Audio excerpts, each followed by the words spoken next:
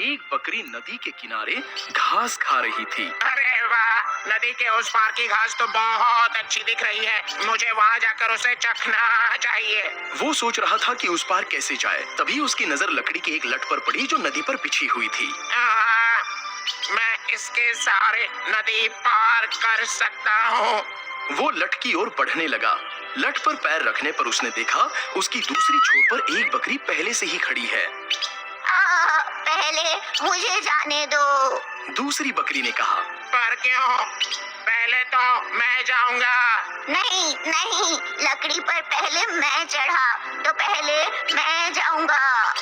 दूसरी बकरी ने कहा। पहली बकरी सोचने लगी।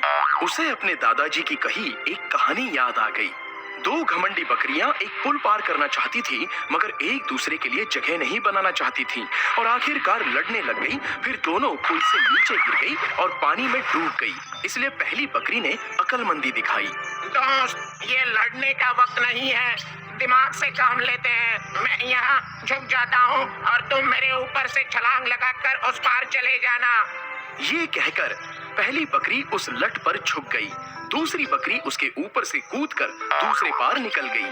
बहुत बहुत शुक्रिया दोस्त, तुमने अक्लमंदी से काम लिया।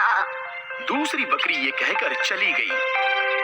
कोई भी काम करने से पहले एक बार सोच लें।